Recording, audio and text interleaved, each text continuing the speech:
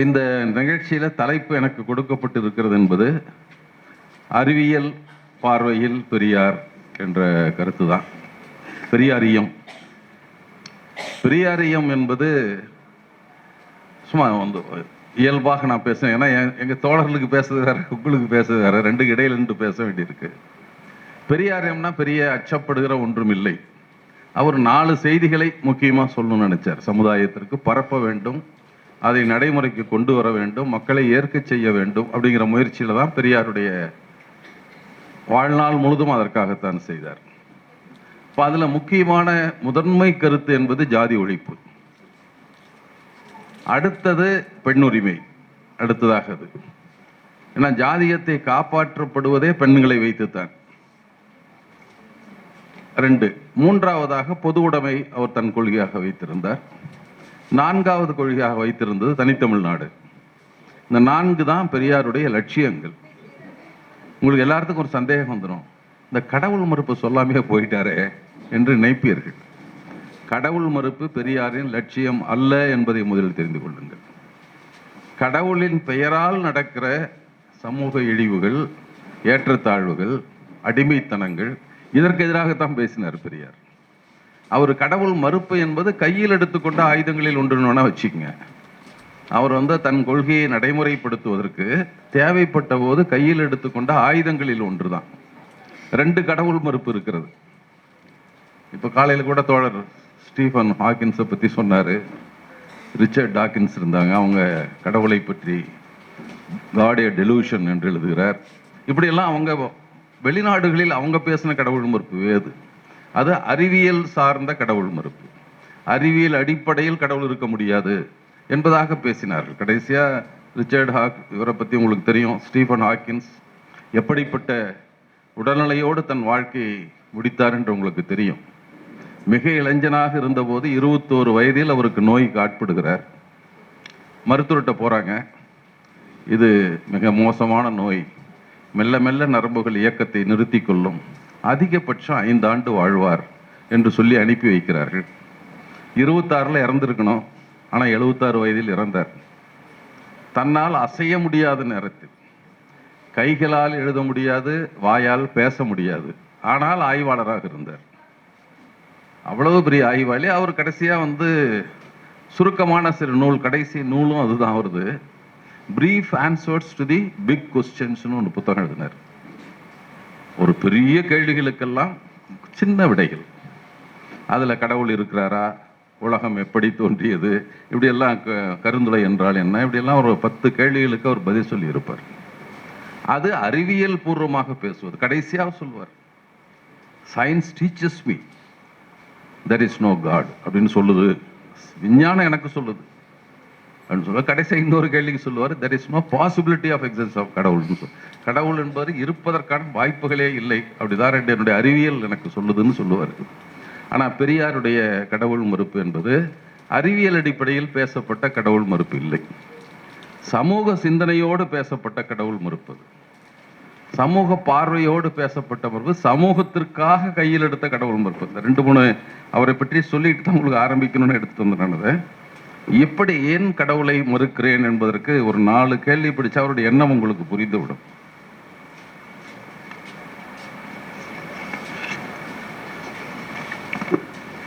அவர் ஏன் கடவுள் இல்லைன்னு சொல்றாரு அப்படிங்கிறதுக்கு, அவருடைய தொடக்க காலத்தில் 1928ல் தென்னிந்திய சீர்திருத்தக்காரர்கள் மாநாடுன்னு ஒரு மாநாடு, தென்னிந்தியாவிலிருந்து பலரும் கலந்து கொள்கிறார்கள்.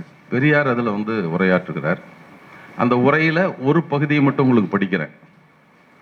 மனிதனுக்கு மனிதன் தொடக்கூடாது, கண்ணில் படக்கூடாது, தெருவில் நடக்கக்கூடாது, கோயிலுக்குள் போகக்கூடாது, குளத்தில் தண்ணீர் மொள்ளக்கூடாது என்கின்றவை போன்ற கொள்கைகள் தாண்டவமாடும் ஒரு நாட்டை பூகம்பத்தால் அழிக்காமலோ, எரிமலையின் நெருப்பு குழம்பால் எரிக்காமலோ, சமுத்திரத்தில் மூழ்கச் செய்யாமலோ, பூமி பிளவில் அமிழச் செய்யாமலோ விட்டிருப்பதை பார்த்த பிறகும் கூட கடவுள் ஒருவர் இருக்கிறார் என்றும், அவர் நீதிமான் என்றும், சர்வ தயாபரர் என்றும் யாராவது சொல்ல வந்தால் அவர்களை என்னவென்று நினைப்பது என்பதை நீங்களே முடிவு செய்து கொள்ளுங்கள். இவ்வளவு அக்கறம் நடக்குது. ஒரு கடவுள்னு ஒருத்தெல்லாம் பார்த்துட்டு இருப்பானா? அவன் தானே எல்லாத்தையும் படைச்சான், அவர் தானே எல்லாத்துக்கும் தந்தை. மற்றவன் கருத்தின்படி ஒரு பிள்ளைக்கு இப்படி பண்றான், இன்னொரு பிள்ளைக்கு நல்லா வச்சிருக்கான், அவன்லாம் கடவுள் இருப்பாரான்னு ஒரு கேள்வி. அவன் வந்து சர்வ தயாபரராக இருப்பாரா, மக்கள் மீது அண்மையுள்ள கருணை உள்ளவர்களாக இருப்பாரா, இப்படி கேள்விதான் அவர் கேட்டார். அது தமிழ்நாட்டில், இந்தியாவில், சிறப்பாக இந்தியாவில் தமிழ்நாட்டில் நிலவுகிற தீண்டாமை கொடுமைகளை பார்த்து வந்த கோபம் இருக்கு. அடுத்து அதே போல இன்னொன்னு,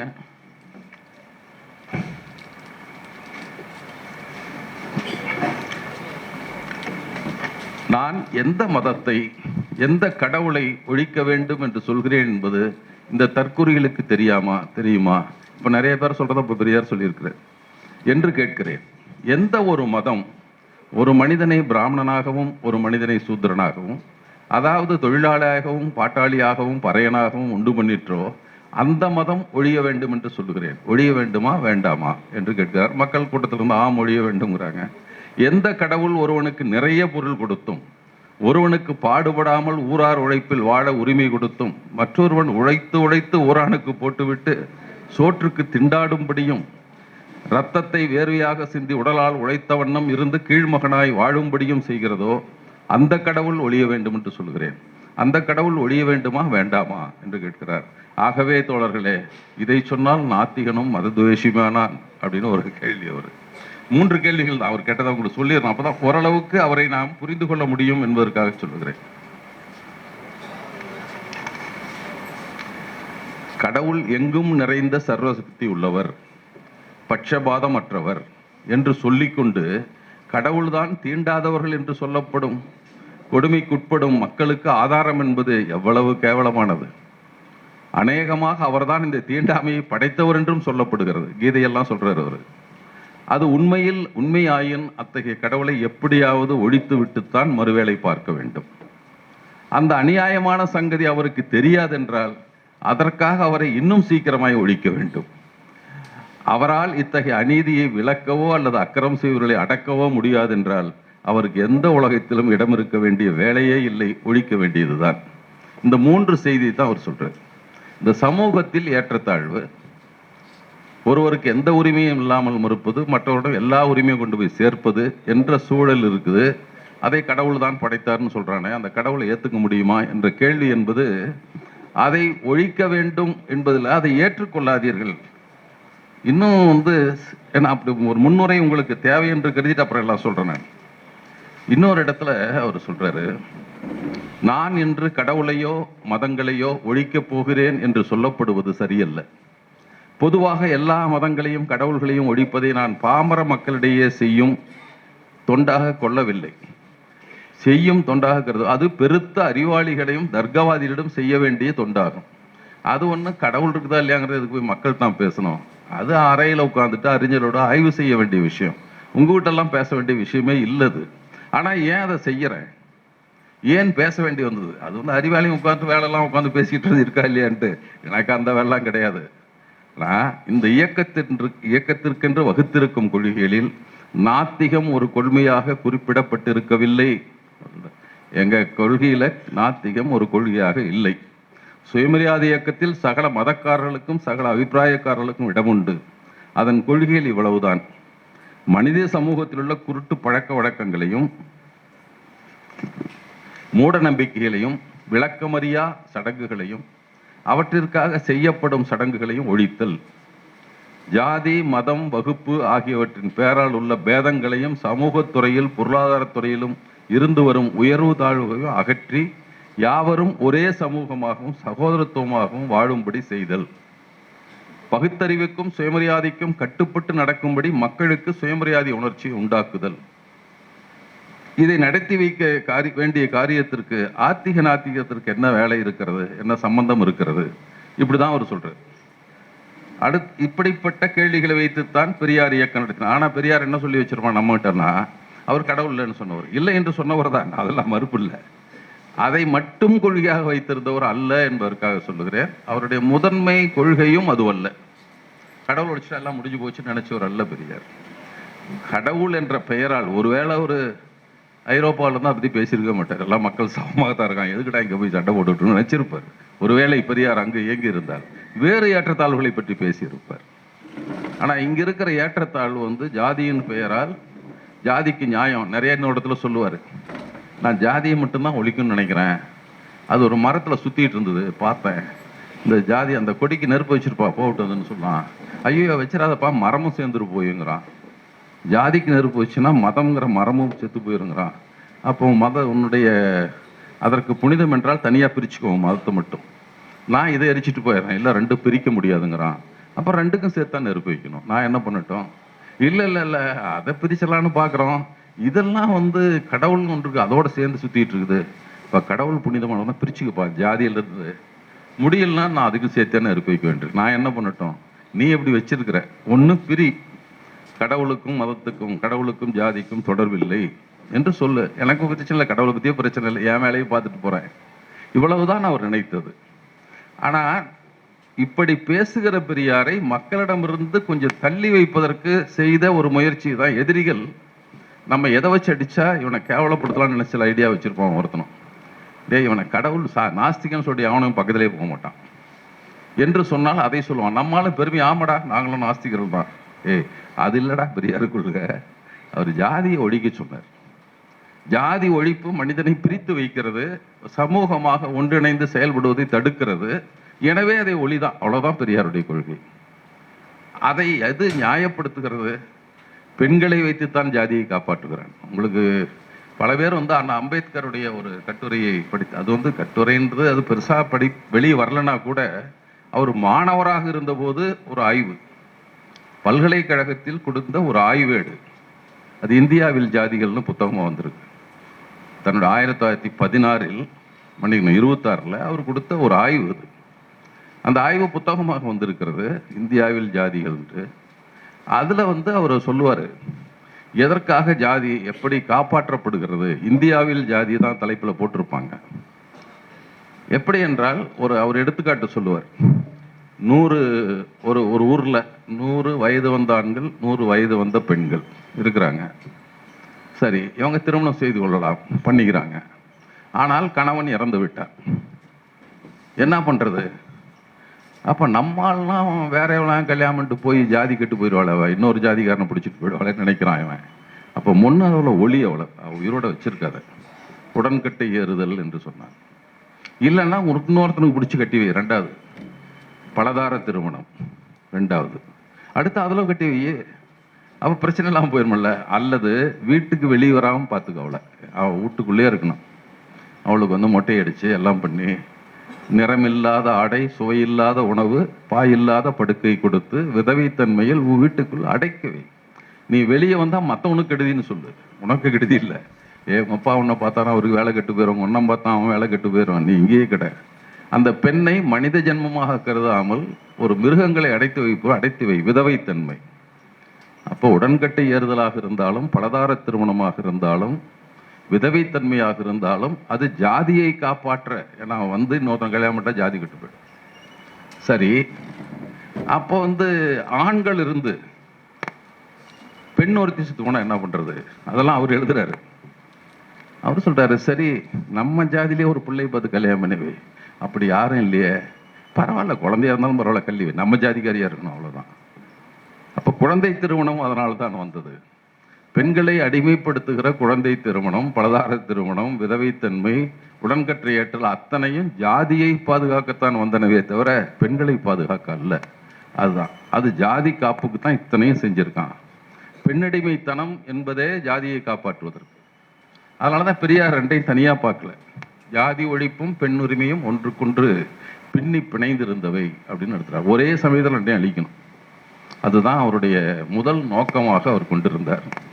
அவர் என்ன பெரியார் சுயமரியாதைக்காரர், காங்கிரஸ்காரர் தொடரில் வந்த போட காப்போம். பள்ளத்தூர் தாண்டி வந்தோம். 1925 கடைசியாக தான் பெரியார் காங்கிரஸ் வெளியே போனார். ஜூன் மாதம் ஒரு மாநாடு நடக்குது பள்ளத்தூரில், ராமநாதபுரம் மாவட்ட ஜில்லா காங்கிரஸ் மாநாடு. அதுக்கு பெரியார் தலைவர். ஏன்னா அப்போ பெரியார் தமிழ்நாடு காங்கிரஸ் கமிட்டியினுடைய பொதுச் செயலாளர். முதல்ல அவர் காங்கிரஸ் சேர்ந்த உடனே தமிழ்நாடு காங்கிரஸ் கமிட்டி தலைவர் முதல்ல, அப்புறம் பொதுச் செயலாளர், அப்புறம் தலைவர், அப்புறம் பொதுச் செயலாளர். அதோட அவர் கட்சி விட்டு போயிட்டார். அந்த பதவியில் தான் இருந்தார். அவர் ஒன்றும் எனக்கு சீட்டு கொடுக்கல, கவுன்சிலர் சீட்டு கொடுக்கலாம் போகல, கட்சி விட்டு பதவியிலேயே தான் இருந்தார் அவர் பூரா. ஆனால் போனதுக்கு முந்தி அவர் பொதுச் செயலாளராக இருந்தபோது வைக்கம் போராட்டத்தின் போது அவர் தலைவர், தமிழ்நாடு காங்கிரஸுடைய தலைவர். அவர் சேரமாதேவி போராட்டம், பள்ளத்தூர் மாநாட்டப்பெல்லாம் அவர் பொதுச் செயலாளர், வரதராஜன் நாயுடு தலைவர். அப்போ இங்கே மாநாடு நடக்குது, மாநாட்டில் அவர் பேசுகிறார். அது யாரை பார்த்து? காங்கிரஸ்காக இருந்தபோது காங்கிரஸ்காரன்ட்ட பேசுகிறார். அப்போ அது பல செய்திகளை அவர்கிட்ட சொல்கிறார். அவர் தீண்டாமையை பற்றி முதல்ல பேசுகிறார். மற்ற நிறைய செய்திகள் இருக்கு அவர் பேசுனது. தீண்டாமையை பற்றி பேசுகிறார். ஏன்பா தீண்டாமைன்னு வச்சுட்டு இருக்கீங்க? இதெல்லாம் நியாயமா? சூத்திரன் என்று சொல்கிறார். சூத்திரனா என்ன அர்த்தம்னு தெரியுமா என்று மனு சாகசத்தில் இருக்கிற சூத்திரனுக்கு இழிவான பொருளை காங்கிரஸ் மாநாட்டில் பெரியார் பேசுகிறார். அப்போனா ஒரு தனியாக போய் கட்சி ஆரம்பிச்சு பின்னால பேசுனது அல்ல. மனுசாஸ்திரத்தை படித்தாலும் உங்களுக்கு தெரியும் நம்ம எவ்வளவு கேவலமாக பண்ணியிருக்கான், அவ்வளவு எழுதியிருக்கான் என்றெல்லாம் சொல்லிட்டு அந்த விளக்கம் இருக்கட்டும். நீங்கள் அப்படி செய்கிறவர்கள், நீங்கள் அதை பெருமையாக நினைக்கிறவர்கள் நீங்கள் தான் உட்காந்துட்டு இருக்கீங்க. எல்லாம் உட்காந்துருக்கோம் பூரா அந்த மாதிரி ஆளுங்க தான், சூத்திரர்கள் தான் உட்காந்துருக்கீங்க. பஞ்சமரல் என்று சொல்லப்படுவர்கள் இங்கே யாரும் இல்லை, இருக்க வாய்ப்பு குறைவு. அப்போ அதுக்காக சொல்கிறார் அவர். ஏன் அவனை தீண்டாம வைக்கிறேன்? அவன் எங்கே சுத்தமாகவே இல்லைங்க, அழுக்கு துணி போட்டு திரியிறான், குளிக்கிறது இல்லை. சரி, அப்புறம் அவன் கல் குடிக்கிறான், கல் இறக்குறான். அப்போ நாடார்களும் எஸ்சி பட்டியல்ன்ற காலம் அது பண்ணுறான். அதனால் சரி, அப்புறம் மாட்டுக்கறி திங்கிறான். ஓ, இவ்வளவுதானா? எனக்கும் சில கேள்விகள் உங்கள்கிட்ட நான் கேட்கலாமான்னு கேட்குறேன். நீ குடிப்பதற்கு குளத்தில் விடாத, கிணற்றில் விடாத நீ அவன் குளிக்கலன்னு குற்றம் சொல்லலாமா? அவனுக்கு யோகிதை இருக்கா? முதல்ல விடு அவனை. எல்லா குளத்துலையும் அனுமதி, எல்லா கிணத்துலையும் இறங்குவதற்கு அனுமதி. அப்புறம் அழுக்கார தான் நானும் சேர்ந்து கேள்வி கேட்குறேன். இப்போ எப்படி நீ அந்த கேள்வி, உனக்கு என்ன யோகிதை இருக்கு அந்த கேள்வி கேட்குறேன்? இனிமேல் அதை பேசாதீங்க யாரும். அடுத்தது சொல்கிறார், கல் இறக்குறான், கல் குடிக்கிறான். ஏண்டா இறக்கண கல் பூரா அவன் ஊத்துலையா போகுது? அவர் சொல்ல, அவன் வயிற்று அறுத்தா வைக்கிறார்கள். அவர் சொல்றாரு, அவர் வயிற்று அறுத்தா அவன் கல்லெல்லாம் உள்ள போகுது, நீ தானே குடிக்கிற. கல்லுக்கு மரம் எடுப்பவன் பெரிய ஜாதி, கல்லுக்கடை ஏலம் எடுத்தவன் பெரிய ஜாதி, அதுல லாபம் சம்பாதிக்கிற அரசு பெரிய அரசாங்கம். இறக்குறவன் மட்டும் எப்படா சின்ன ஜாதி ஆனான்னு கேட்கிறாரு. எப்படி அவன் மட்டும் சின்ன ஜாதி தனியானான்? இந்த ப்ராசஸ்ல எல்லாம் இருக்கிறாங்க. எப்படி சின்ன ஜாதி ஆனா? நீ துரன்னு கை கட்டி பின்னால போறிய, அவன் குடிச்சிட்டு தான் இருக்கான், அவனுக்கு பின்னால கை கட்டிட்டு போறல, இவன் குடிச்சா அவனுக்கு என்ன நோவுது என்று கேட்கிறார். அது காங்கிரஸ் மாநாட்டில் பெரியார் கேட்கிறாரு. அடுத்து இன்னொரு கேள்வி, மாட்டுக்கறி திங்கிறான். சரி, மாட்டுக்கறி திங்கிறான். நீ சாப்பிட்ற கோழி என்னென்ன திங்குதுன்னு உனக்கு தெரியுமா என்று கேட்கிறார். அழுக்கு திங்குது, புழுவை தின்னுது, மலத்தை திங்குது, சளியை திங்குது, புழுத்து அழுகி போனதை திங்குது. அதை சாப்பிட்ற நீ பெரிய ஜாதி. பசும்புல்லு, புண்ணாக்கு, தவிடு, இதை மட்டும் சாப்பிட்ற மாட்டை திங்கிறோம் எப்படா சின்ன ஜாதி ஆனான்னு கேட்கிறாரு அவர். இத்தனை திங்கிற ஜாதியை திட்ட நீ பெரிய ஜாதி. இப்போ என்ன சாப்பிட்டான் அவன்? நல்லா பசும்புல்லுப்பா, புண்ணாக்கு, தவிடு. இதை காங்கிரஸ் மாநாட்டில் பள்ளத்தூரில் நடந்த ராமநாதபுரம் மாவட்ட மாநாடு, அதுல பெரியார் கேட்கிறாரு. அதுல அந்த கேள்வியை கேட்டவர் காங்கிரஸ்காரர் அந்த போய் கேட்கிறாரு. அவருக்கு மனதில் பட்டதெல்லாம் தீண்டாமை கொடுமை என்பது 31 ஒரு இதுல சொல்லுவார். இந்த தீண்டாமை எனும் விஷயத்தில் இருக்கிற கொடுமையும் கொடூரத்தையும் பார்த்தால் இன்னைக்கு என்ன அவசரம், நாளைக்கு பார்த்துக்கலாம் என்று ஒரு நாள் கூட தள்ளி வைக்க நம்ம மனம் ஒப்பவில்லை என்று சொல்லுவேன். எனக்கு அது முடியலப்பா, என்னால் நாளைக்கு பார்த்துக்கலாம்னு சொல்லக்கூட என்னால் முடியல என்றெல்லாம் சொல்லுவார். அந்த அடிப்படையில் இருந்து தொடங்கியதுதான் சுயமரியாதை இயக்கம். சுயமரியாதை இயக்கம் என்பது பாதிக்கப்பட்டவனுக்கு தைரியத்தை சொல்றது. நீ கேள்றா, நீயும் மனுஷன், அவனும் மனுஷன், அவனுக்குள்ள உரிமை உனக்கு ஏன் இல்லை கேளு. நீயும் மானுட பிறவிதான், அவனும் மானுட பிறவிதான், ஆணுக்குள்ள உரிமை உனக்கு ஏன் இல்லை? பெண்களிடம் எழ வேண்டிய கேள்வி.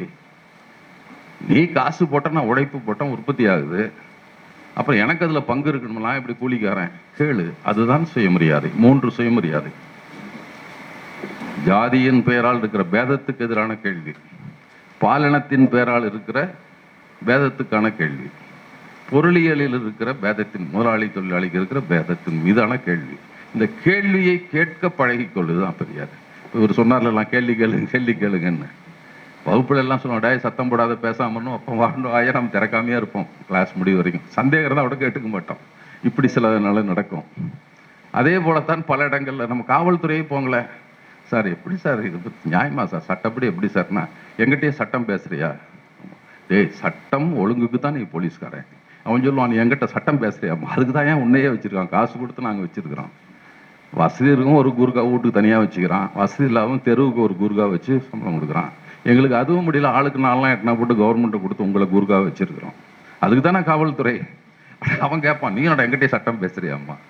கேள்வி கேட்பால் தான் உரிமை கிடைக்கும். அந்த கேள்வியை பாதிக்கப்பட்டவர்கள் கேள்வதற்கான துணிச்சல் வர வேண்டும் என்பதுதான் பெரியார் பேசினார்.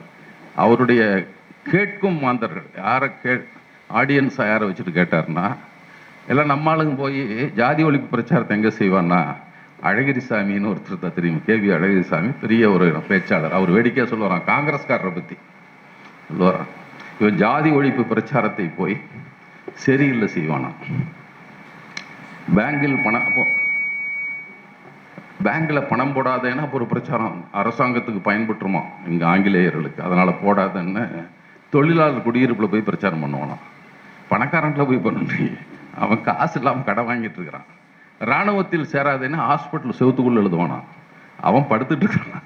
இதுதான்டா அவன் காங்கிரஸ்காரன் பண்ண புரட்சி அப்படின்னு அழகிரிசாமி சொல்லுவதை போல பெரியார் தன்னுடைய இலக்கு மாந்தர்களாக வைத்திருந்தது சூத்திரர்களைத்தான், பிற்படுத்தப்பட்ட மக்களிடம்தான் பேசினார். அவர் எப்பவுமே தாழ்த்தப்பட்ட மக்கள் பகுதியில் போய் பேசல, சூத்திரர்களிடம் போய் பேசினார். நீ என்னடா நீ, உனக்கு என்ன, உனக்கு நீ எப்படி நீ உயர்ந்தவன் நினைக்கிற நீ. அவர் வேடிக்கை அவர் இடத்துல சொல்லுவார், உன்னை சூத்திரனா என்ன அர்த்தம்னு தெரியுமா என்று கேட்கிறார். உங்களுக்கு பல பேருக்கு தெரியுமோ தெரியாதோ, இப்பெல்லாம் முதல்ல ஐபிசி, இந்தியன் பீனல் கோட் இருக்கும், கிரிமினல் கோட் இருக்கும், அப்புறம் சிஆர்பிசி, இப்போ என்னென்னமோ பேர்லாம் வச்சுட்டான், வாயில் நுழையாத பேர் வச்சுருக்கான். நான் பழைய பேரை சொல்கிறேன், குற்றவியல் நடைமுறை சட்டம் எல்லாம் வச்சுருப்பான்ல. அது மாதிரி நமக்கு எல்லாமே இதுதான். ஒன்று உரிமை என்ன, உரிமையை மீறினால் தண்டனை என்ன, எல்லாமே ஒரே சட்டம் தான், மனு சட்டம். அதுதான் நம்மளை ஆண்டுகிட்டு இருந்தது. இன்னைக்கு வரைக்கும் நமக்கு அது தெரியாது, அந்த சட்டம் இருக்கிறது நமக்கு தெரியாது.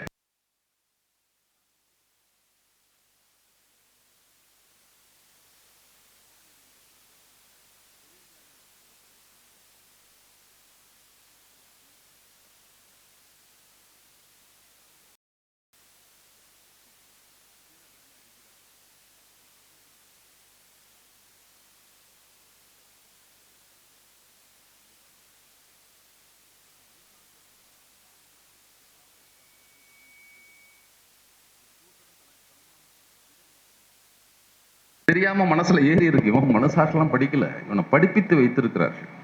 இப்போ கோயிலுக்குள்ள போறோம், இங்கெல்லாம் போட்டு பேரிகேடு போட்டு வச்சிருப்பான். போலீஸ்காரன் போராட்டம் தான், யாரும் போகக்கூடாதுன்னு.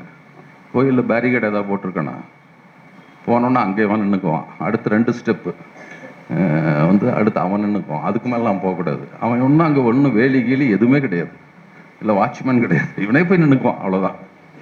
ஏன் நிற்கிற, இவன் சொல்லி சொல்லி வச்சிருக்கிறான்.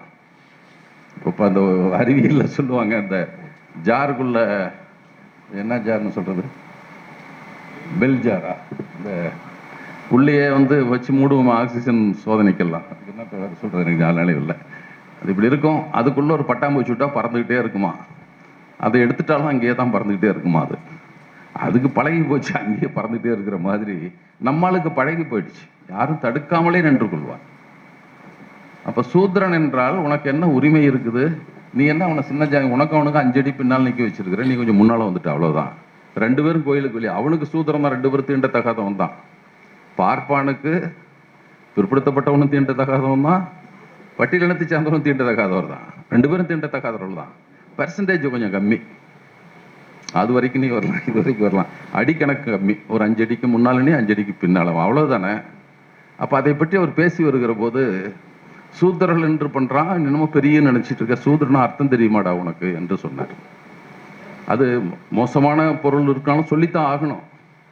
இங்க ஒரு தலைவர் தமிழ்நாட்டை மீட்க வந்திருக்காரு, அவர் சொல்லிட்டே இருக்காரு, எல்லாத்தையுமே தேவடியா பையனை சொல்லிட்டாரு பெரியார். இருந்தார், டே மடையா, நீ பேசின கூட்டத்துக்காரன் தான்டா சொன்னான் அப்படின்னு அவனுக்கு தெரியாது. அவனுக்கு அவரே என்ன சொன்னார், அவரு மறுசாஸ்திரத்திலே எழுதி இருக்கிறான், போரில் முதமுரு காட்டி ஓடியவன், போரில் கைதியாக பிடிக்கப்பட்டவன், போரில் தோற்று போனவன்.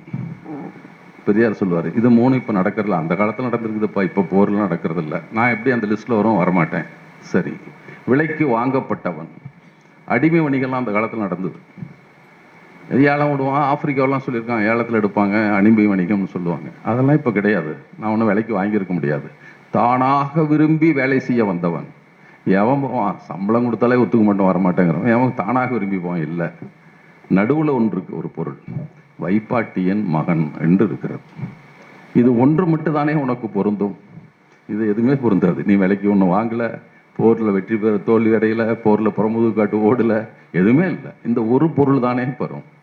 இதை சொல்லுவதை ஏற்றுக்கொண்டு நீ இருக்கிறாயே, என்னை யாராவது கேட்டால் நீ சூதனான்னு கேட்டல, பாப்பா தயவு செஞ்சு என்னை பறையன்னு சொல்லு, பல்லன்னு சொல்லு. எங்கள் அம்மாவுக்கு மரியாதை, எங்கள் அக்காவுக்கு மரியாதை, என் பொண்ணுக்கு மரியாதை, மனைவிக்கு மரியாதை. அவங்களுக்கு கெட்ட பேர் வைப்பாட்டின்ற பேர் அவங்களுக்கு வராது. என்ன அப்படி சொல்லு, அது காரணம் இருக்குது. வாசித்த கருவியால் பறையன்னு சொல்லியிருக்கான், வாசித்த இடத்தால் பல்லன்னு சொல்லியிருக்கலாம். உனக்கு என்னடா தேவடியாமா, உனக்கு என்னடா ஒன்று பொருள் இருக்குது, எதுக்கடா வச்சா உனக்கு பேர்? அதை கேட்டுட்டு இருக்குல்ல, கேட்டால் உனக்கு கஷ்டமாக இருக்கலாம். ஐயோ இந்த பேர் போகணும்னு ஆசைப்படுறல்ல, உனக்கு அப்படித்தான் இருக்கும். அந்த பட்டம் நமக்கு கூடாது. ஒன்றை மனதில் வைத்துக் கொள்ளுங்கள், பறையன் பட்டம் போகாமல் சூத்திர பட்டம் போகாது. எல்லாம் சேர்ந்து தான் போவோம். தனித்தனி அவன் கேட்பான், புத்திசாலிலாம் அறிவாளிலாம் எத்தனை ஜாதியை வரைக்கும் பெரியார் ஒழிச்சிட்டாருமா? டே மடையா ஒட்டுக்காதான் ஒழிக்க முடியும், எல்லாத்தையும் தனித்தனி ஒவ்வொரு ஜாதியாக ஒழிக்க முடியாதுன்னு அவனுக்கு தெரியாது.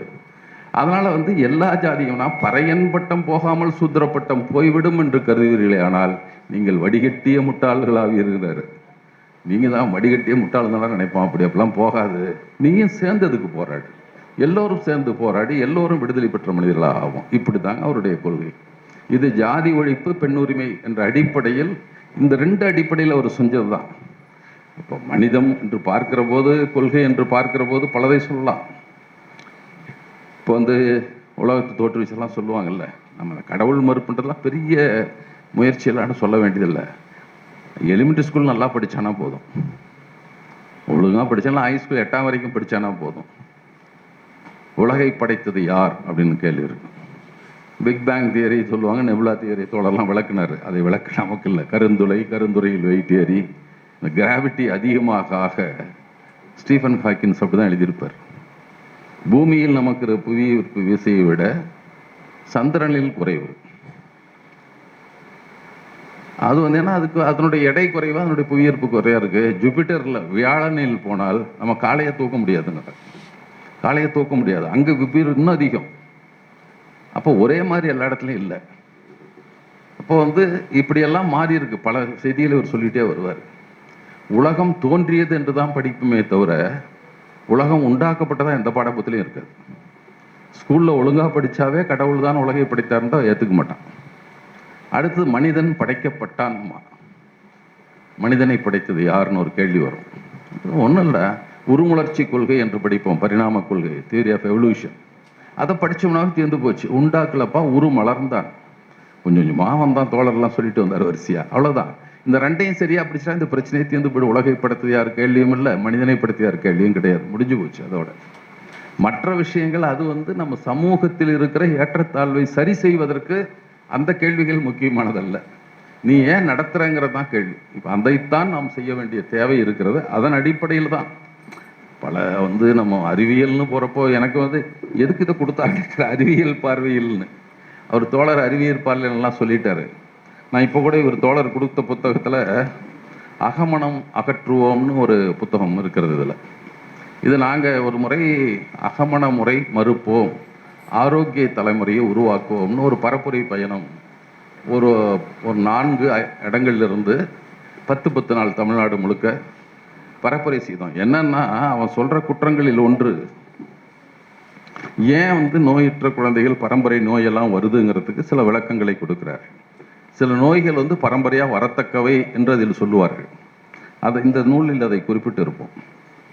அதாவது ஜுனைல் டயபெட்டிஸ், அப்புறம் Madras motor neuron disease, muscular dystrophy, இப்படிலாம் சிலதெல்லாம் இருக்குது. அந்த ஒரு 5 நோய்களை எல்லாம் சொல்லி அது அறிவியல் அறிஞரிடம் கேட்டு நம்ம பண்ணது தான். அதெல்லாம் அவங்கெல்லாம் இந்தந்த நோயெல்லாம் பரம்பரையாக வரும், பரம்பரையாக வந்தே தீர்ணும் இல்லை, வருவதற்கு அதிக வாய்ப்பு உண்டு, அவ்வளவுதான். அந்த பரப்புரை பயணம் போகிறப்போ திண்டுக்கல்ல பழனியிலே தோழர் ஒரு விடுதலை சிறுத்தை பேசினேன், பழனியில் நினைக்கிறேன். பழனியில் நம்ம அந்த கூட்டம் நடத்தின போது அதில் ஒருத்தர் தோழர் விடுதலை சிறுத்தைகளுடைய மாவட்ட செயலாளர் அதில் பேசினார். இந்த அகமண முறையை பற்றி பேசுகிற போது நாங்கள் என்னென்னா, அந்த கிராஸ் கசின் என்று சொல்லுகிற அத்தை மகளை மாமன் மகளை திருமணம் செய்கிற முறை உலகில் தமிழ்நாட்டிலையும் ஆந்திராவுடைய தெற்கு பகுதியில் தான் அதிகமாக இருக்கிறது. இங்கே தான் இருக்கு.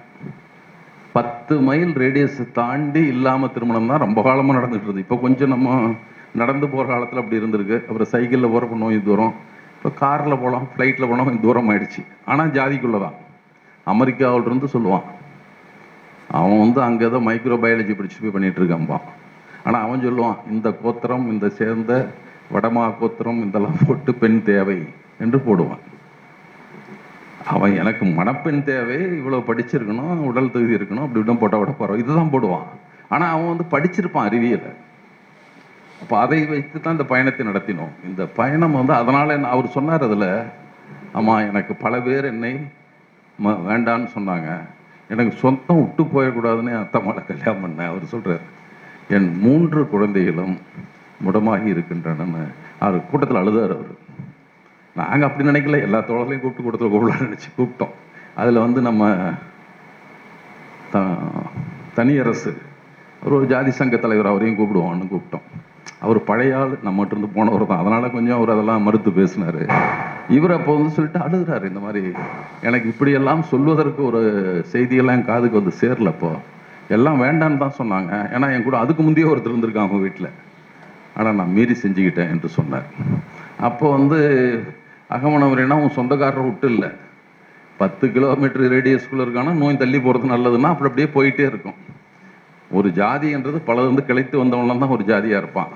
அதனால இதில் பண்ணினா வர்றதுக்கு அதிக வாய்ப்பு இருக்கலாம், குறைவான வாய்ப்பு இருக்கலாம் என்று கூட சொல்லலாம். அறிவியல் பார்வையில் பார்த்தா, நம்ம அறிவியலோட முக்கியமாக இதை மனித பார்வையில் பாருங்கள் தான் சொல்கிறோம். நம்ம இப்போ அப்படி பார்க்கிற போது தான் பெரியாருடைய நாத்திகம் என்பது அறிவியல் பார்வையில் பெரியாருன்னா அந்த அறிவியல் பார்வையில் தான் அவர் சொன்னார்.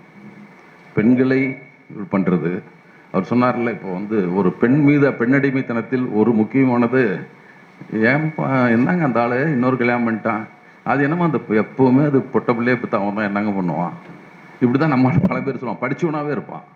டேய், உங்ககிட்ட குரோமோசோம்ல செக்ஸோசோம் எக்ஸ்எஸ் ஒண்ணுது, எக்ஸ்எஸ் பெண்ணுது, எக்ஸ் எக்ஸ் ஒண்ணுது, எக்ஸ் ஒய். எக்ஸ் போனாக்க பெண் குழந்தை பிறக்கும், ஒய் போனா ஆண் குழந்தை பிறக்கும். அனுப்புறது நீ தான், ஆம்பள்கிட்ட தான் இருக்குது ரெண்டும். பெண்கள்கிட்ட எக்ஸ் எக்ஸ் தான் இருக்குது. நீ எக்ஸ் அனுப்பிச்சுன்னா பெண் குழந்தை, ஒய் அனுப்பிச்சுன்னா ஆண் குழந்தை. அந்த பொண்ணு வேணா ஒன்று டைவர்ஸ் பண்ணலாம். இவன் எப்போ பார்த்தாலும் எக்ஸ் குரோமோசோமே அனுப்பிட்டு இருக்கிறான், எனக்கு ஒய் அனுப்பவே மாட்டேங்கிறான், வேண்டாம்டா போடான்னு புருஷான்னு அவ சொல்லணும். அறிவியல் அப்படித்தானே இருக்கு. இவன் பொட்ட பிள்ளையா பத்துன்னு மனைவி மேல குற்றம் சொல்றான். நீ எதுக்கு அறிவியல் படிச்ச? சம்பளம் வாங்குறதுக்கு. அவ்வளவுதான். பெரியார் வேடிக்கையா கேட்பாரு, மருத்துவம் படிச்சு எத்தனை பேர் மத விளக்கான பெண்ணை வீட்டுக்குள்ள விடுறான்னு பாரு கணக்குன்னு பாரு. ஒரு வேடிக்கையா பிசிக்ஸில் இருப்பான், சந்திர கிரகணத்தன்னைக்கு சூரிய கிரகணத்தை குளிச்சிக்காம சாப்பிட்டோம் எத்தனை பேர்னு கணக்கு பாரு. இவன் விஞ்ஞானத்தை வகுத்துக்கு பிடிச்சானா மூளைக்கு ஏத்தினானு பாரு. வயிற்றுல எல்லாம் இறக்கிட்டே இருக்கான். படிப்பெல்லாம் வயிற்றுக்குள்ள இறக்குறானே தவிர மூளைக்கு ஏத்தவே மாட்டேங்கிறான். இதுதான்டா பிரச்சனை பாரு. அறிவியல் பார்வைன்னா அறிவியலே அங்க அழுத்து, மேல அனுப்பு அறிவியல் பார்வையை. அதை விட்டுட்டு நம்ம பேசிட்டு இருக்கோம். அது பெண் அடிமைத்தனத்தில் அது ஒண்ணுங்க. இப்போ அண்மை காலத்துல அப்படி எல்லாம் காணோம். இப்ப என்ன பண்றான், பொட்ட பிள்ளையா இருக்குன்னா பரவாயில்றா. பெரியார் வேடிக்கையா சொல்லுவாரு, கோபமே வராத குழந்தைய பொண்ணை கோபப்படுத்தணும்னா தெரியும் உங்க அப்பா யோகியதுன்னா போதும், எவ்வளவு கோபத்துக்கு வரும்னு தெரியும் ஆசிரியர்னு சொல்லுவாரு. உங்க அப்பா உங்க யோகியதை தெரியும்னா பையனா இருந்தா டைரி எடுத்துக்கோணும், சொல்லு அந்த கிளம்ப நான் கேள்வி கேட்கணும், நாளைக்கு சொல்லுங்க சொல்லுங்கன்னு கேட்பான். நீ பொண்ணுகிட்ட சொல்லு கோவிச்சிக்கும், அதனால பொண்ணு தாண்டா நல்லது உனக்கு அப்படின்னு சொல்லுவார், வேடிக்கையா சொல்லுவார். சும்மா இயல்பான பார்வையில் கூட அறிவியல் பார்வையில் அத்தனை சிக்கல்கள் இருக்கிறது. ஆனா இதை புரியாத பல பேர் தான் இதெல்லாம் கொஞ்சம் கொஞ்சமா குறைஞ்சிட்டு வந்துட்டா தானாகவும் குறைந்திருக்கும். பார்த்து தெரிஞ்சுக்குவான், அறிவியல் பூர்வமாக தெரிஞ்சுக்கலாம் சொன்னான்னு சொல்ல முடியாது. நடைமுறையில் பார்த்து தன்னை மாற்றி கொண்டிருப்பான். எப்படி இருந்தாலும் அந்த அறிவியல் பார்வைதான். படிச்ச அறிவியலை கொஞ்சமாவது பயன்படுத்திக்கிறான் அப்படின்னு பார்க்கலாம். எனவே அந்த தன்மைகளைத்தான் நான் அவரு வந்து பல செய்திகளை பெரியார் மிக தோழர் சொன்னார்ல, அந்த புத்தகத்தெல்லாம் அவர் எழுதியிருக்காருன்னு, எளிமையாக சில செய்திகளை எண்ணி பார்க்காத செய்திகள் எல்லாம் பேசியிருப்பார் அவரு. இந்த திராவிடர் கழகத்தில் நீங்கள் பெரிய மாற்றத்தை உருவாக்கி இருக்கிறீர்கள்னு ஒருத்தன் கேள்விக்கிறோம், பாராட்டுறேன்னு. மன்னிக்கணுங்க, அவர் பெரியார் சொன்ன பதில், நாங்க மட்டுமே பண்ணலைங்க.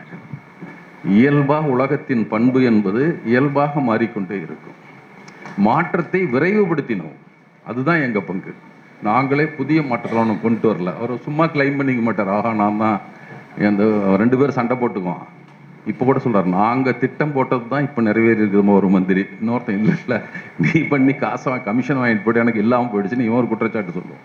இப்படியெல்லாம் இல்லை. அவர் வந்து நாங்கள் மாற்றத்தை விரைவுபடுத்தினோம், அது இயல்பாக கூட மாறும், இன்னும் கொஞ்சம் வேகப்படுத்தணும், அவ்வளோதான் எங்களுடைய வேலை. அப்படித்தான் பெரியார் தன்னை சொல்லிக் கொண்டார். நானே எல்லாம் பண்ணிக்கலாம் அவர் சொல்லலை. அவர் எதற்காக என்றால் அதுவும் ஒரு அறிவியல் பார்வை. உங்களுக்கு பல கட்டுரைகள்லாம் பெரியார் காலத்தில் என்ன எப்படி அறிவியல் பார்வை இருந்தது, உலகத்தினுடைய அத்தனை அறிவையும் தமிழன் பெற வேண்டும் என்ற பெருவிருப்பம் அவருக்கு இருந்தது பெரியார்.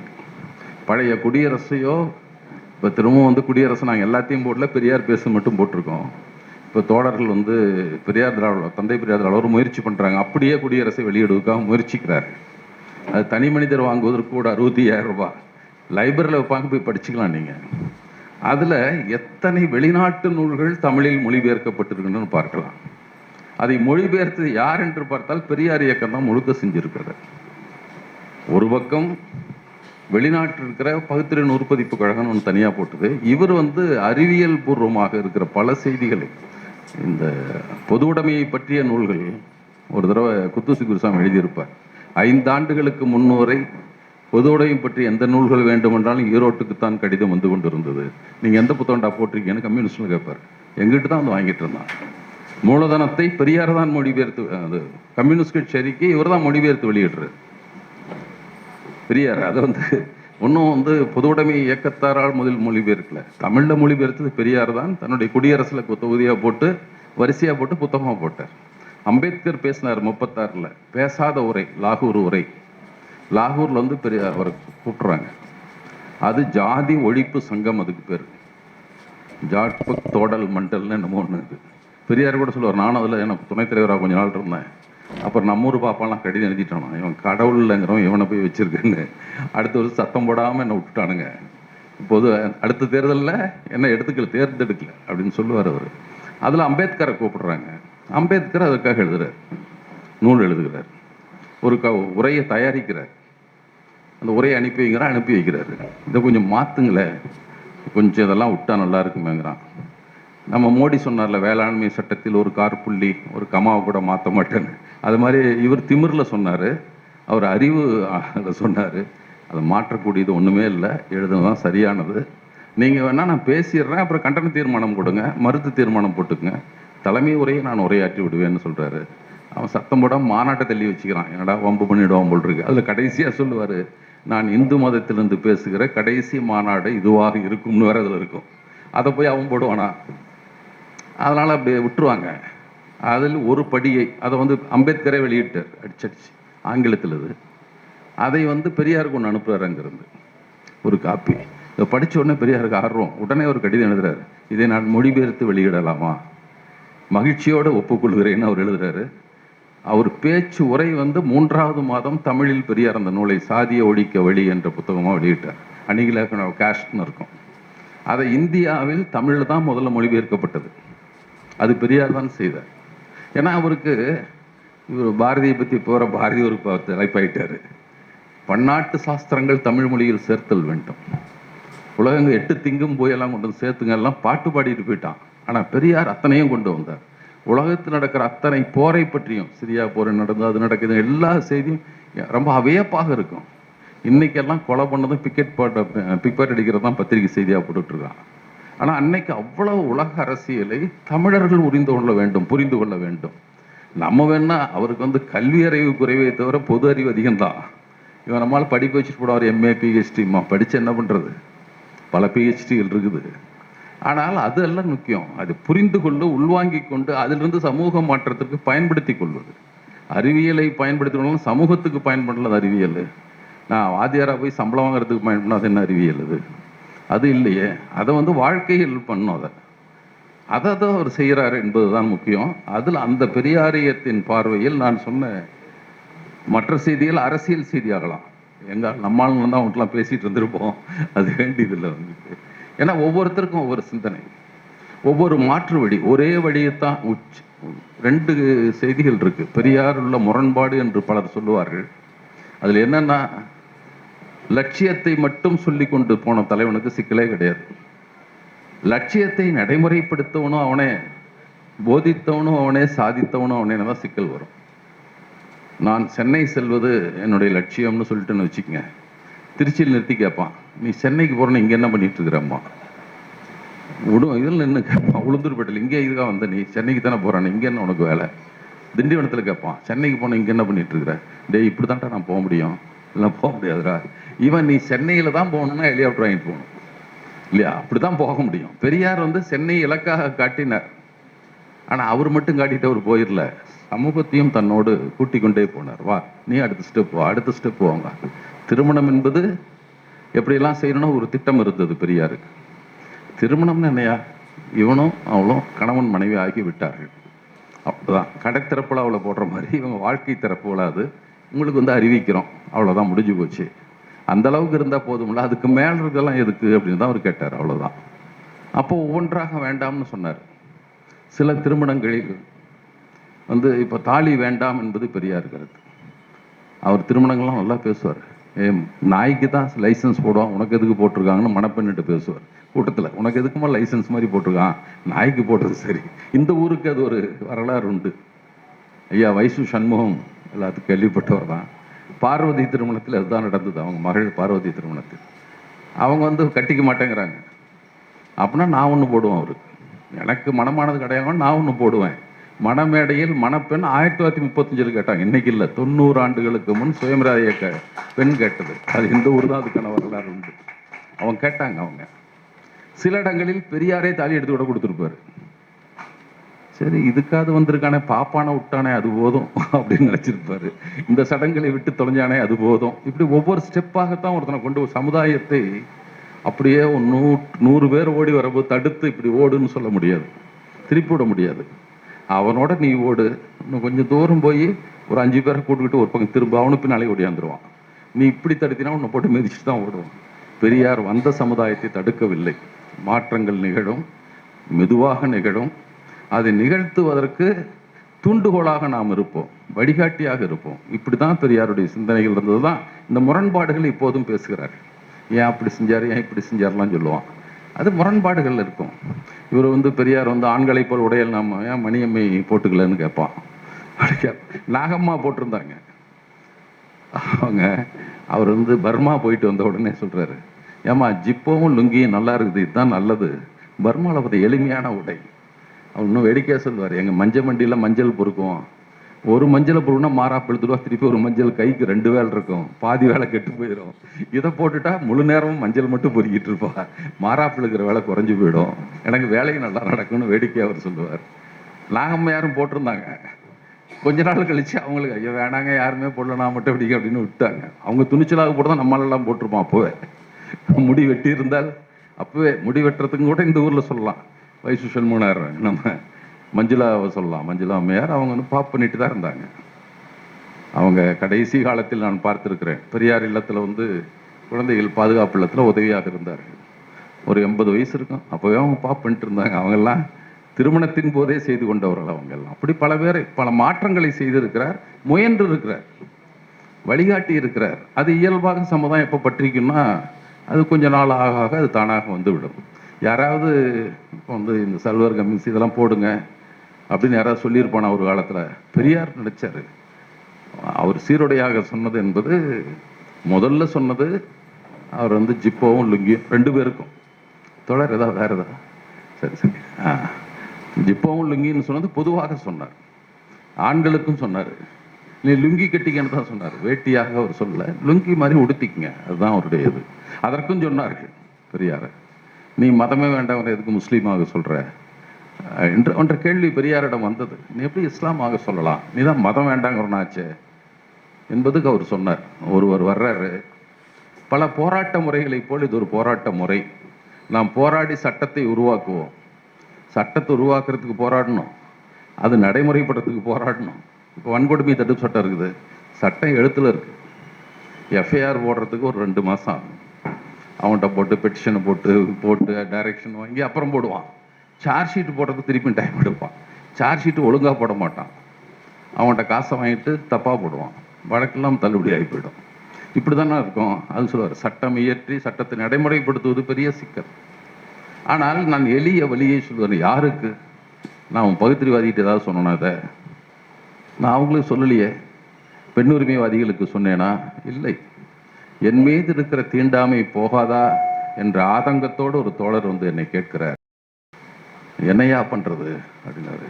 மதத்தை விட்டுவிடு என்று சொல்லலாம், ஆனால் அவருக்கு மோட்சத்துக்கு போக வேண்டிய ஆசை வேறு இருக்கிறது. அவர் பெரியார் சொல்றார். அப்படி ஒருவர் என்னிடம் கேட்கிறார். அப்ப நான் சொல்றேன், நீ முஸ்லீமா, 5 மணிக்கு அண்ணா 5:05க்கும் மேல தீண்டாமை போயிடுச்சு, அப்புறம் எவனும் பேச முடியாது, போ அங்க போ. வழிகாட்டுகிறேன். தன் மீது உள்ள தீண்டாமை மட்டும் போனால் போதும் என்று என்னிடம் கருத்து கேட்கிறவனுக்கு ஆலோசனை சொல்றப்போ உடனே சொல்லுவான், நீ மதத்தான இது பண்ணிட்டு இருக்கிற.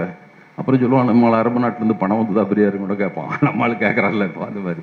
அப்படித்தான் அவர் சொல்லியிருக்கிறார். ஒரு வழிமுறையாக சமூக மாற்றத்திற்கு, சமத்துவத்திற்கு, அதுதான் முக்கியம், சமத்துவத்திற்கு. அவர் ஒரு நிகழ்ச்சியில் சொல்லுவார், அவருடைய நண்பர் நான் போயிட்டே இருக்குது, பண்ண சரி சரி சரி, ஒரு மணிக்கு ஒரு நிகழ்ச்சியில் பெரியார் எப்படி சமத்துவம் இஸ்லாம் பற்றி சொல்லுகிறதுனால வர்றேன் நான். முதலாளி சாஹிப் என்ற அவருடைய பெரியாருடைய நண்பர், அவர் தான் பெரியாருக்கு பின்னால் அவருடைய மகன் வந்து தலைவராக இருந்தார், நகராட்சி தலைவர் அவர் தான். இப்போ பெரியார் நகர்னு இருக்கும், அத்தனை இடமும் வந்து அவர்களுக்கு சொந்தமானது. அவரோட இவர் போறாரு. போன உடனே தொழுகை நேரம் வந்து விட்டது, தொழுகைக்கு போறேன்னு சொல்றாரு. நானும் வரலாமான்னு கேட்டேன். சரி, நான் போகிறதுக்குள்ளே நானும் என்கிட்ட பேசி பார்த்தலாம். ஒரு டிரைவர் முன்னால் போயிட்டார். பின்னால் போன உடனே முதலாளி சாஹிப்பு போனார். அவர் முதலாளி சாஹிப்னு சொல்கிற பேர் எனக்கு தெரியாது, முதலாளி சாஹிப்புன்ட்டு சொல்லியிருக்கார். போன உடனே முன்னாள் வரிசையில் அவருடைய டிரைவர் குனிந்து வணங்கி கொண்டிருந்தார். டிரைவருடைய பாதத்தின் மீது தலை வைத்து முதலாளி சாஹிப்பு வணக்கம் செலுத்தினார். இது எங்காவது இந்து மதத்தில் பார்த்து விடுவீர்களான்னு ஒரு இடத்துல பேசுகிறார். பெரியார் சொல்கிறார், எப்படி இருந்தது மாற்றம், இப்படி எப்படியா சமத்துவமா நினைப்பேன், கோயிலில் போய் கூட அங்கே நல்லா இங்கே தொடாதரன்னு சொல்கிறானே நம்மால் என்றெல்லாம் சொல்லுவார். இப்படி அந்த ஆலோசனை என்பது சமூகத்தை தன்னுடன் அழைத்து போவதற்கான ஆலோசனைகள். லட்சியத்தையும் சொன்னார், எனக்கு லட்சியம் அதுதான் கடைசி லட்சியம். ஆனால் அது வரைக்கும் இப்போ எடுத்துக்காட்டு, இந்தியா மீது, இந்தியா நம் நாடல்ல என்பது அவருடைய கொள்கை.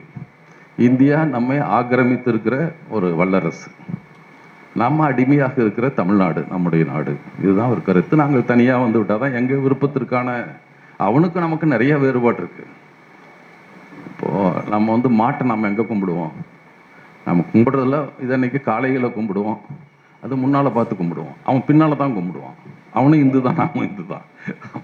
ஏண்டா நாங்கள் முன்னால் கும்பிடுவோம்டா, நீ பின்னால் கும்பிடுறோம்டா மாட்டை போய், அப்புறம் எப்படி 2 பேரும் ஒன்றா இருப்போம், உனக்கு வேற எனக்கு வேற தானே, அப்படித்தான் நம்ம இருக்க முடியும்.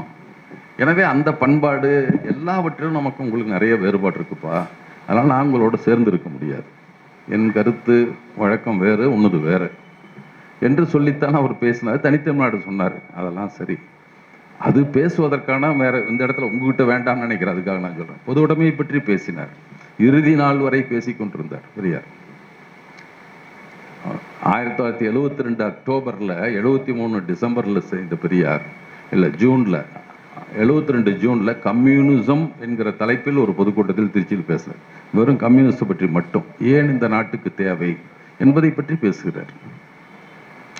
1973 அக்டோபர் மாதம் விடுதலையில சமதர்மம் என்ற ஒரு கட்டுரை, இந்த நாட்டுக்கு பொது உடைமை தேவை என்று எழுதுகிறார். இந்த நாடு, அவருக்கு வந்து கம்யூனிஸ்டுக்கு மேல கோபம், கம்யூனிஸ்ட் மீது எப்போதும் பெரியார் கோபம் இருந்ததில்லை, கம்யூனிஸ்ட் சித்தாந்தத்தின் மீது அவருக்கு விருப்பம் இருந்தது.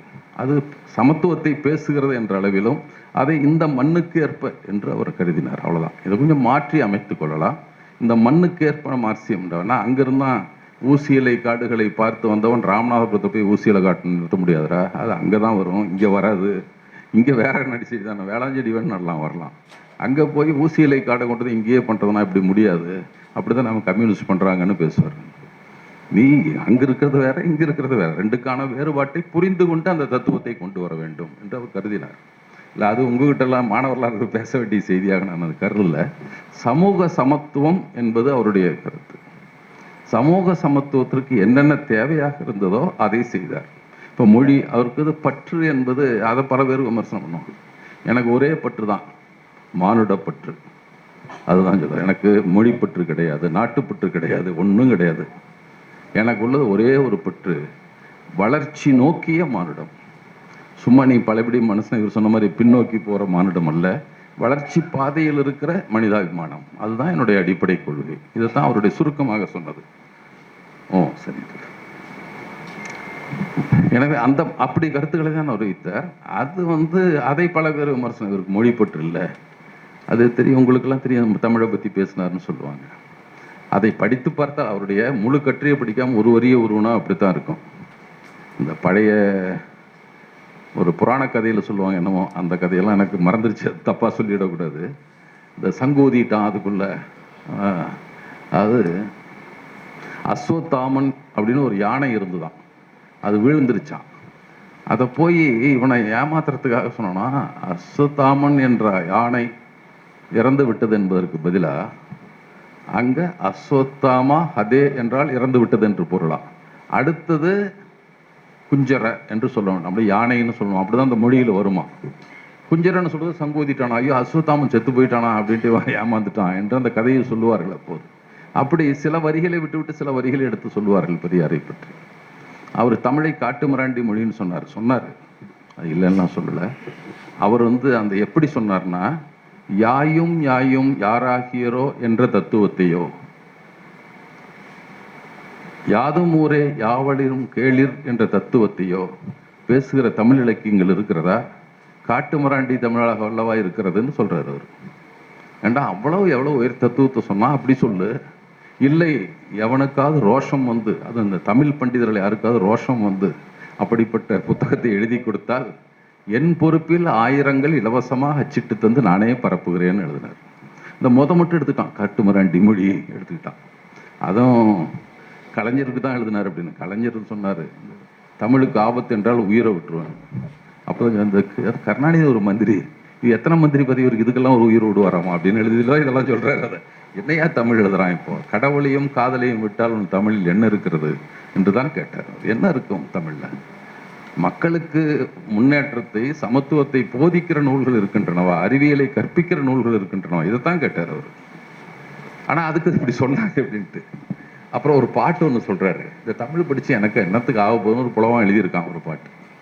அதுல சனியனான தமிழ் கற்று எதுவும் பெற்றோம் இல்லைன்னு பாட்டு முடியும். அவன் சொல்ல மாதிரி சனியனான தமிழ் என்ன பண்ணிச்சுங்கிறான் அப்படின்னு சொன்னதுக்கு பெரியார் தமிழை சனியன் என்று சொல்லிவிட்டார். நம்ம பேப்பர் படிச்சாலே தலைப்பு செய்தி தான் படிப்போம், உள்ள படிக்கவே மாட்டோம். கீழே என்ன எழுதியிருப்பான்னு தெரியாது, நமக்கு என்னமோ மேலே போடுவான், ஆளுக்கு ஒரு தலைப்பு போடுவான், அதை படிச்சுட்டு விட்டுட்டு ஓஹோ அப்படியான்னு சொல்லிட்டு வந்துடுவோம். கீழே என்று கேள்வி கேட்டார்னு கீழே போட்டிருப்பான், அவன் செஞ்ச மாதிரி அவன் படிச்சுட்டு போயிடுவான். அது போலத்தான் பலவற்றை அவர் மீது குற்றச்சாட்டு. நம்ம குற்றம் வைக்கிறோம், வச்சுக்கிட்டே இருக்கட்டும், அவருக்கு ஒன்றும் பெருமை சேர்க்க வேண்டிய அவசியம். பெரியார் பெருமை சேர்த்ததும் இல்லை. நீ ராமசாமின்னு பேர் வச்சுக்கலாம் பல பேர் கேட்டான். அப்பா எனக்கு ஒரு அடையாளம் வேணும் வச்சிருக்கேன், ஏன்னா மசுருன்னு கூட கூப்பிட்டு, எனக்கு ஒன்றும் ஆட்சேபனை இல்லை. இப்படியே இதே வார்த்தையும் சொன்னார், ஏன்னா மசுருன்னு கூட கூப்பிட்டு எனக்கு ஒன்றும் ஆட்சேபனை இல்லை. அது என்னமோ வச்சாங்க, அந்த அறியப்பட்டு விட்டேன், குழப்பம் வந்துருமானு பயமா இருக்குது, அவ்வளோதான், வேற ஒன்றும் இல்லை, நீ எப்படி வேணாலும் கூப்பிட்டுக்கோ அப்படிதான் சொன்னார் அவர். அப்படி எளிமையாக கடந்து போனவர். அதில் எனக்கு மக்களை நோக்கி பேசணும், ஒவ்வொரு நாளும் மக்களிடம் போய் செய்திகளை சொல்ல வேண்டும், அவங்ககிட்ட சமத்துவத்தை பேச வேண்டும், அதுதான், வேற ஒன்றும் இல்லை. நம்ம இப்போ இளம் வயதில் ஒரு காலத்தில் இருந்த மாற்றமெல்லாம் எப்படி வந்துருச்சுன்னா, ஏறக்குறைய நாங்கள் படித்த காலத்தில் இப்போ இருக்கிற மாதிரி ஜாதிய உணர்வு மாணவர்களிடையே இல்லை. பெரியவங்கிட்ட இருந்தது நம்ம தெரியல, மாணவர்களிடையே இருந்ததில்லை. நாங்கள் படித்த காலத்தில் இருந்ததில்லை. அவர் யார் என்னன்னு தெரியாது, அவங்க வீட்டுக்கும் போவோம், அவங்களும் வருவாங்க, எல்லாம் அதை பற்றி கவலையப்பட்டதில்லை.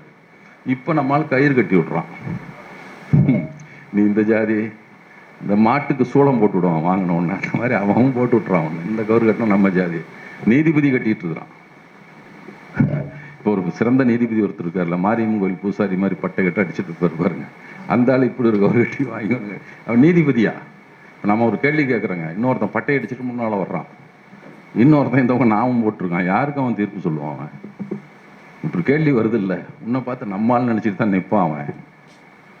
சரி, அது எப்படி, அந்த கதை வேண்டாம். இப்படியெல்லாம் இப்போது ஜாதியத்தை கூர்மைப்படுத்துகிறார்கள் ஜாதி சங்கங்கள். பெரியார் எல்லா ஜாதி சங்கத்துக்கும் போயிருக்காரு, எல்லா ஜாதி சங்க மாநாட்டிலையுமே கலந்துக்கிறார். அங்கே போய் என்ன பேசுவார்னா, அவனை திட்டுவார். வன்னிய குல சத்திரியர் மாநாட்டுக்கு சேலத்துக்கு வர்றாரு, சும்மா சத்திரியன்னு சொல்லிக்காது, நீ எங்கத்த சத்திரிய நீயே அவர் சொல்றாரு. அதான் கேட்குறாரு, நீ சத்திரியன்னு சொன்னா பிராமணன் என்று ஒருவனை ஏற்றுக்கொள்ளுகிறாய், நீ அவனுக்கு கீழாக இருக்கிறன்னு ஒத்துக்கிட்டு உனக்கு பேர் வச்சுட்டு ஏதை வச்சிட்டு இருக்கிற எடு. இங்கே தேவேந்திர குல வேளாளர் மாநாட்டுக்கு வருகிறார். இந்திரங்கதை அசிங்க, நீ வேற தேவேந்திரன் ஒரு பெருமையா சொல்லிக்கிற, எதுக்கு அதெல்லாம்? உன் உரிமையை பேசு, அந்த மக்களுக்கு கல்வியை கொடு, அவனுடைய முன்னேற்றத்தை பற்றி பேசு, அவனுக்கு உரிமைகளை பேசு. இந்த பேர்ல பெருமை பேசாதே, ஜாதி பெருமை பேசாதே என்பது அந்த காலம். எல்லா ஜாதி சங்கங்களும் அப்படியே இருந்தன.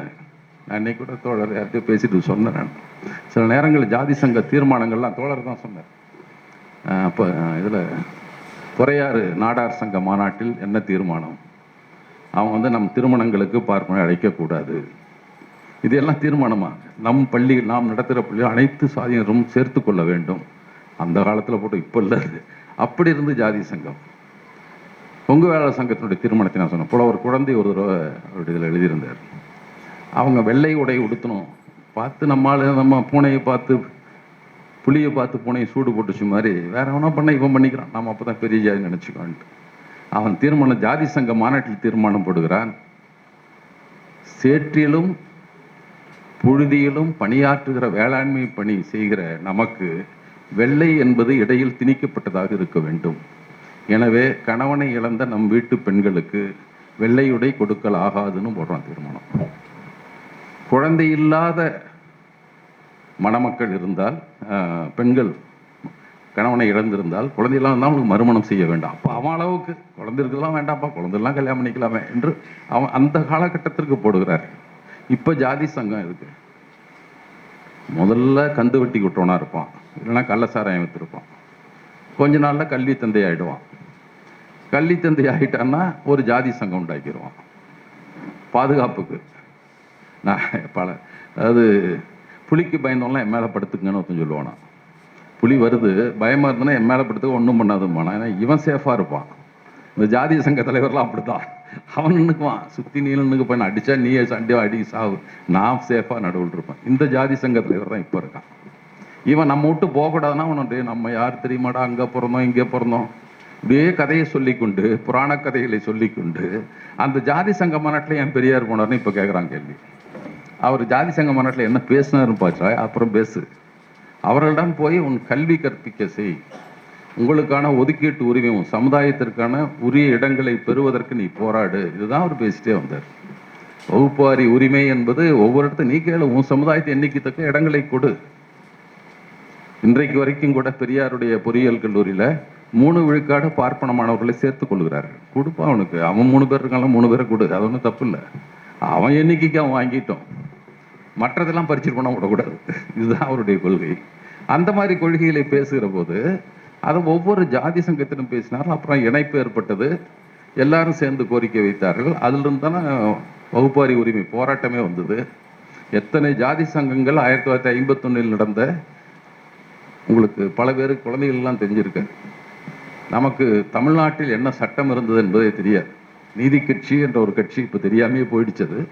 அது திராவிட இயக்கம், திமுகன்னு சொல்கிறாங்க. அந்த நீதி கட்சி ஆட்சியில் பல சட்டங்கள், முக்கியம் மருத்துவக் கல்லூரியை மட்டும் சொல்கிறாங்க, எப்படி இருந்தது சட்டம் என்பதற்காக சொல்லுகிறேன். இன்றைய முற்போக்கு விஷயங்கள் எல்லாம் சேர்ந்த சட்டமாகத்தான் வைத்திருந்தார். 330 இடங்கள் ஒரு மருத்துவ அப்போது இருந்த இடம். 330இல் 17 இடங்கள் வெளி மாநிலங்களில் வாழ்கிற தமிழர்களுக்கு. இந்த சென்னை அப்போ சென்னை தமிழர்கள் மட்டும் இல்லை, ஆந்திராவில் 7 மாவட்டம் இருந்தது, கர்நாடகாவில் ஒரு மாவட்டம், கேரளாவில் மலபார் மாவட்டம் எல்லாம் நம்மோட இருந்தது. வெளி மாநிலங்கள் வாங்குற சென்னை மாகாணத்தவருக்கு 13 இடங்கள் முதலமைச்சர், கல்வித்துறை, மருத்துவக் கல்வித்துறை இயக்குனர்லாம் சேர்ந்து அவங்க கொடுக்கலாம். அதை படித்த காமராஜர் வாழ்க்கையில் படிச்சிருப்பீங்க. முதலமைச்சருக்கு இடம் உண்டு. காமராஜரிடம் ஒரு முறை போய் மருத்துவக் கல்லூரி மாணவர்கள்லாம் கொடுத்து, ஐயா யாருக்கையா கொடுக்குறோம், அவங்க லிஸ்ட்டை கொடுங்கன்னு கேட்டாங்களா. அவர் எப்பயா வரட்டுன்னு, உட்காருங்க இங்கேயே உட்காருங்க அப்படின்னாராம். வாங்கிட்டு போயிடுங்கன்னாராம். வேகமாக எடுத்து கொடுத்துட்டாராம். இவங்களாம் கொடு, என்னையானாராம். அப்ளிகேஷன் ஃபார்மில் பெற்றோர்ன்ற இடத்துல கைராக இருந்ததெல்லாம் எடுத்து கொடுத்துருக்கேன், அவனுக்கெல்லாம் கூடி அவன் பையெல்லாம் டாக்டர் ஆகட்டும்னு. இதுதான் அவருடைய செலெக்ஷன். அவர் சொன்னார், ராஜாஜி 1 மாதம் கழித்து வர சொல்லுவாருங்க, அவர் ஆள் தேடிட்டு இருப்பார், அவங்க ஆளே யார் இருக்கா, அவன் ஜாதிக்காரன் இல்லையா.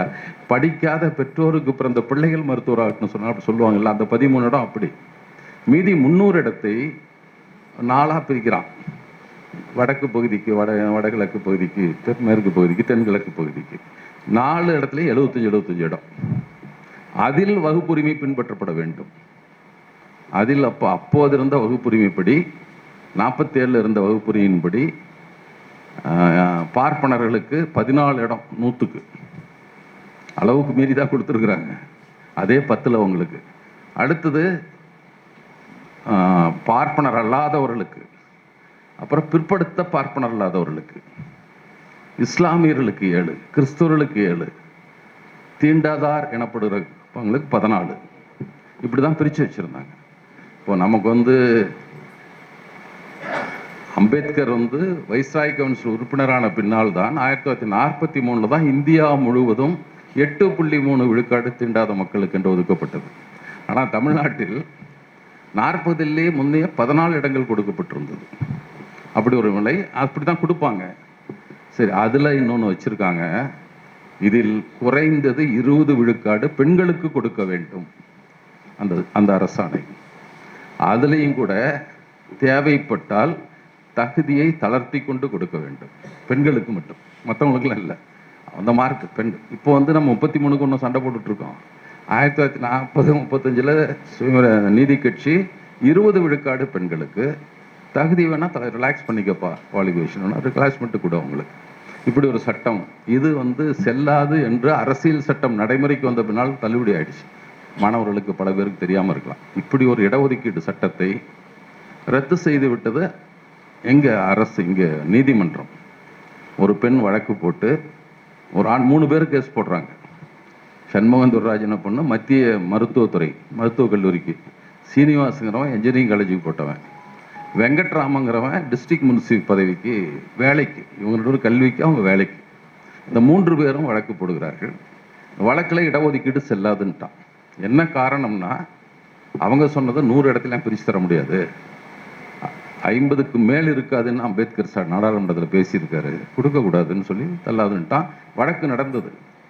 அதற்கான போராட்டம் இந்தியா சட்டம் எழுதி 50ல் எழுதிச்சு, 50 ஜூன்லேயே செல்லாதுன்ட்டான். அப்போ இருந்து போராட்டம் தொடங்குது.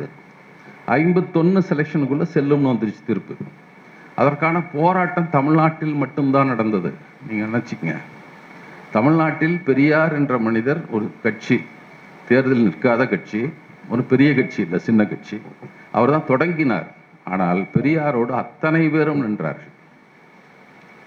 அப்போதுதான் பெரியாரிடமிருந்து பிரிந்து போயிருந்து திமுக போராட்டத்தில் கலந்து கொண்டது. 49 தான் பிரிஞ்சு போகிறாங்க, 50ல் பெரியாரோடு போராடுறாங்க. காமராஜர் தலைமையில் இருந்த காங்கிரஸ்காரர்கள் பெரியாரோடு சேர்ந்து கொள்கிறார்கள். பார்ப்பன காங்கிரஸ், ராஜாஜி தலைமையில் ஒரு குரூப், இவர் தலைமையில் ஒரு குரூப். காமராஜ் தலைமை இதுக்கு ஆதரவு கொடுக்கிறது. எல்லா ஜாதி சங்கங்களும் பெரியாருக்கு ஆதரவு கொடுத்தார்கள். எல்லா ஜாதி சங்கமும், பார்ப்பன ஜாதி சங்கம் கொடுத்துருக்காரு, நம்ம ஜாதி சங்கங்கள்லாம் சோகால்டு உயர் ஜாதி, இது பார்ப்பனலாதம், அடுத்த ஜாதி பார்ப்பலாம், அடுத்த ஜாதி பார்ப்பலாம் வரைக்கும் அத்தனை ஜாதி. காரணம், பெரியார் உரிமையை பற்றி அவரிடம் பேசி பேசி அவளை தயார் செய்து வைத்திருந்தார். இப்போ ஜாதி சங்கத்துக்கு போனால் கண்டுக்க மாட்டான். இப்போ 27 விழுக்காடு என்பது பிற்படுத்தப்பட்டவர்களுக்கு தமிழ்நாட்டை விட்டுருங்க, இந்திய அளவில் 27 விழுக்காடு. சில விஷயங்கள் பெரியார் சாதனைகளை உங்களுக்கு கேட்டால் வியப்பாக இருக்கும். 1931-32 பெரியார் ஒரு கோரிக்கை வைக்கிறார். எங்கள் ஊரில் நாங்கள் வகுப்பாரி உரிமை வச்சுட்டோம், 100 இடத்தையும் பிரித்து தர்றோம், நீ உங்கள் கவர்மெண்ட்டு மத்திய அரசு எங்கள் ஊர்லேயும் ஆட்சி நடத்துது, எங்கள் ஊரில் இருக்கிற அலுவலகங்களில், ஒன்றிய அரசின் அலுவலகங்களில் வங்கி இருக்குது, அஞ்சல் துறை இருக்கிறது, தொடர்வண்டித்துறை இருக்கிறது, கடால் துறை, இப்படி பலத்த சுங்கத்துறை எல்லாம் இருக்குது. எல்லாமும் உங்கள் அலுவலகம் இங்கே இருந்ததுன்னா எங்கள் தமிழ்நாடு சட்டம் தான் அதுக்கு செல்லும் என்று ஒரு குரல் எழுப்புகிறார்கள். அப்போது சரார் கே சண்முக செட்டியார் அண்ணன் பாரிய நான் கூட நினைவு ஊட்டிங்க. இந்த கேலண்டர் நாங்கள் வருஷம் போட்டுட்ருக்கோம். இது ஒன்று உங்களுக்கு சொல்லுவோம், ஒரு செய்தி இப்போ கூட தோழர் அறிமுகப்படுத்தினாங்க. அதில் இந்த ஆண்டு நாங்கள் போட்டிருக்கிறது கடவுள் மறுப்பு கொள்கை கொண்ட திரைப்படத்தை சேர்ந்தது. உயிரோடு இல்லாதவங்க, உயிரோட கொண்டு போட்டால் சிக்கலாகிவிடுன்னு இறந்து போன திரைத்துறை தலைவரெல்லாம் போட்டிருக்கோம். அது மாதிரி அதுக்கு முந்தைய கவிஞர்களை போட்டோம், அதுக்கு முந்தைய இடஒதுக்கீட்டு ஒவ்வொருத்தராக போட்டுட்ருந்தோம், அப்படி வரிசையாக போட்டுட்ருந்தோம். அதில் சொன்னார், சர்தார் கே சண்முக செட்டியார் மறந்துடாதீங்க, அடுத்த முறை போடுறப்போ அப்படின்னாரு. சர்தார் கே சண்முக செட்டியார் தமிழ்நாட்டை சேர்ந்தவர். அவர் பின்னால் நீதி கட்சியை சேர்ந்தவர் தான். கொஞ்ச நாள் சுயராஜ்ய கட்சிக்கு ஆதரவாக இருந்தார். டெல்லி சட்டமன்றம், அப்போதுக்கு பேர் சட்டமன்றம், சென்ட்ரல் அசம்பிளி தான், பாராளுமன்றம் இல்லை, அதுக்கு சபாநாயகராக இருந்தவர். அவரும் சரை ராமசாமி முதலியாரும் சேர்ந்து போராடி சென்னை மாகாணத்தில் இருக்கிற மத்திய அரசு அலுவலகங்களில் சென்னை மாகாண சட்டப்படி இடஒதுக்கீடு உண்டுன்னு வாங்கி வச்சுருந்தாங்க. நமக்கு எல்லா துறையிலும் நமக்கு இடஒதுக்கீடு உண்டு. யார் யாருக்கெல்லாம் உண்டுன்னா, பிற்படுத்தப்பட்டவருக்கு உண்டு, பார்ப்பனல்லாதவர்களுக்கு உண்டு, தீண்டாதாருக்கு உண்டு, இஸ்லாமியர், கிறிஸ்தவர் எல்லாத்துக்கும் இடஒதுக்கீடு இருந்தது. 50 வரைக்கும் இருந்தது. மன்னிக்கணும், 50 வரைக்கும் இருக்குல்ல. 1947 ஆகஸ்ட் 15 இந்தியாவுக்கு விடுதலை வந்தது. பெரியார் சொன்னார், இது விடுதலை இல்லைன்னாரு. 2 காரணங்கள் சொன்னார். எப்படா விடுதலைன்னு சொல்ற? இந்த நாட்டு கவர்னர் ஜெனரலாக மவுண்ட் பேட்டன் தான் இருக்கான், நம்மளால யாரும் இல்லை. அதுக்கப்புறம் ராஜாஜி 50ல் வந்தார், அது வரைக்கும் மவுண்ட் பேட்டன் தான் இருக்காரு. மவுண்ட் பேட்டன் எல்லா படைகளுக்கும் தலைவனாக ஆங்கிலேயன் தான் இருக்கிறார். 6 மாநிலத்திற்கு கவர்னராக ஆங்கிலேயன் தான் இருக்கிறார். அது எப்படி விடுதலைங்கிற? உனக்கு குடியேற்ற நாடு தகுதி என்பது டொமினியன் ஸ்டேட்டஸ் என்று சொல்லுவார்கள். உனக்கு ஒன்றும் விடுதலை கொடுக்கல, டொமினியன் ஸ்டேட்டஸ் தான் உங்களுக்கு கொடுத்துருக்காங்க. இப்போதைக்கு நீங்கள் எங்களோட கூட்டு சேர்ந்த மாதிரி காமன்வெல்த் நாட்டில் உறுப்பினராக இருக்கணும். உங்களுக்கு ராணி அவங்க தான், எலிசபெத் ராணி தான், அரசர் தான் என்று தான் கொடுத்துருக்கான். இன்னும் நம்ம சுதந்திரம் கொடுக்கல என்று சொல்லிவிட்டு பெரியார் சொன்னார், அதிகாரம் மட்டும் கொஞ்சம் பாப்பானுக்கு வந்திருக்கு. வெள்ளைக்காரன் கையிலிருந்து பார்ப்பன கொள்ளைக்காரன் கைக்கு இப்போ வந்திருக்கு, இவ்வளோதான். இது அதிகாரம் மாற்றம். பாண்டை மேட் ஓவர் பண்ணிக்கிட்டான். இப்போ எழுதுவாங்கல்ல, பாண்டு வசூல் பண்ணலாம், கோர்ட்டில் கேஸ் போடுறது எழுதி கொடுத்துருவான், நீ போய் போட்டுக்குப்பா கேஸுன்னு. அது மாதிரி நீ வசூலில் இனிமேல் நீ சுரண்டிக்கோ அப்படின்னு பாப்பானுக்கு எழுதி கொடுத்துட்டு போயிட்டான் இங்கிலீஷ்காரன்னு வேடிக்கையாக சொல்லுவார். அதுபோலத்தான் தோழர்களே, 1947 ஆகஸ்ட் 15 இந்தியாவுக்கு விடுதலை என்றார்கள். ஆகஸ்ட் 1947 செப்டம்பர் 30ஆம் நாள் சென்னை மாகாணத்தில் இருந்த வகுப்பாரி உரிமை ரத்து செய்யப்பட்டது. அதோட போச்சுட்டே, நீங்கள் ரயில்வேலுக்கு வர முடியாது, சுங்கத்துறைக்கு வர முடியாது, வங்கிகளுக்கு வர முடியாது, அஞ்சல் துறைக்கு வர முடியாது, எல்லாத்தையும் ரத்து பண்ணிட்டான். 15 நாள் இந்தியாவுக்கு விடுதலை 45 நாள் தான் பார்த்துக்கிட்டான். இந்த பசங்க போடுற நம்ம வேலையெல்லாம் பறிச்சதுனால சென்னையில் மட்டும் இருந்திருக்கான். அவன் தமிழ்நாட்டு மேலே அப்போ இருந்து போவான், இப்போ மட்டும் இல்லை. அப்போதே ரத்து செய்தார். இந்த சாதனை யார் செய்ய முடியும் சொல்லுங்க? சின்ன ஒரு பகுதியில் சின்ன ஒரு இயக்கம் முன்னெடுத்ததை. அதே போல தான் 51ல் பெரியார் வகுப்பாரி உரிமை, இடஒதுக்கீடு உரிமைக்கான சட்டத்தை சொன்னேன். அதற்கு போராடிய போது அரசியல் சட்ட நடைமுறைக்கு 1 வருஷம் தான் இருந்தது. 1 வருஷம் தான் இருந்தது போராட்டம். முதல் திருத்தம் எதற்காக செய்தார் என்றால், பெரியார் தமிழ்நாட்டில் நடத்திய போராட்டத்தை ஏற்றுக்கொண்டு பிற்படுத்தப்பட்டோர் எல்லோருக்கும் இடஒதுக்கீடு உண்டு என்ற திருத்தம் தான் அப்போது செய்யப்பட்டது. இன்னொன்று புரிந்து கொள்ளுங்கள், அது வரைக்கும் கல்வியில் இடஒதுக்கீடு இல்லை. பல பேருக்கு அந்த செய்தி தெரியாது. பெரியார் இடஒதுக்கீடு வாங்கி கொடுத்தாருன்னு சொல்லுவாங்க. அரசியல் சட்டம் எழுதப்பட்ட போது வேலை வாய்ப்புக்கு மட்டும்தான் இடஒதுக்கீடு இருந்தது, கல்வியில் இல்லை. கல்வி நிலையங்களில் உண்டு என்பதும் இந்த சட்ட திருத்தத்தால் நமக்கு இல்லை, இந்திய மக்கள் அனைவருக்கும் கிடைத்தது. அதனால தான் நான் எல்லா இடங்கள்லையும் சொல்லுவேன், இடஒதுக்கீட்டுக்கு நாம் பேசியிருந்தாலும் தத்துவமாக வைத்திருந்தாலும் சட்டமாக்கியவர் அம்பேத்கர். அவர் சட்டமாக்கலாம் நம்ம எல்லாம் என்னைக்கு பிடுங்கிட்டு போயிருப்போம், அதை அரசியல் சட்டத்தில் வச்சுட்டார், அதனால பிடுங்க முடியல. கல்வி நிலையங்கள் இடஒதுக்கீடு வாங்கி கொடுத்தவர் பெரியார். அப்போ ஒவ்வொரு பிற்படுத்தப்பட்டவன் வீட்டிலும் தனக்கு உரிமை வாங்கி கொடுத்ததுக்கு அம்பேத்கர் படம் இருக்கணும். இன்னொரு பக்கம் தலித் இயக்கங்கள் விமர்சனம் வைக்குது பெரியார் மேலே. கல்வி நிலையங்களில் அவர் தான் வாங்கி கொடுத்தார். நன்றியோடு அம்பேத்கர் படத்தோடு பெரியார் இருக்க வேண்டும், பெரியார் படத்தோடு அம்பேத்கர் இருக்க வேண்டும். ரெண்டும் தான் நன்றியுள்ள நம்ம அவர்கள் செய்ய வேண்டிய கடமைகள். அது இவங்க 2 பேரும் தான் நமக்கு உரிமையை பாதுகாத்து கொடுத்தவர்கள். அவங்க வாங்கி கொடுத்ததை காப்பாற்றான் போராடிட்டு இருக்கோம். அதுக்கு மேலே நம்ம போக முடியல.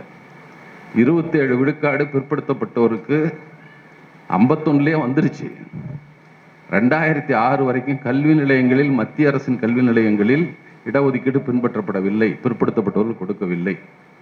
மண்டல் கமிஷன் அது வேலை வாய்ப்புக்கு 93ல் கொடுத்து, அப்புறம் கல்வி நிலையங்களுக்கு 2006 தான் நமக்கு கிடைச்சது, 2006ல் தான் கிடைச்சது. வேலை வாய்ப்பில் 27 விழுக்காடு கிடைச்சது. எல்லாத்தையும் நம்ம அனுபவிக்கிறோமானா கிடையாது. 11 விழுக்காடு தான் பிற்படுத்தப்பட்டவர்களுக்கு கொடுக்கப்படுகிறது. இதுவரைக்கும் ஆவரேஜா 11 இருந்திருக்கு, 11 இருந்திருக்கு, ஓராண்டு 13 இருந்திருக்கு, திருப்பி குறையும், மாற்றிக்கொண்டே இருக்கும். சரி.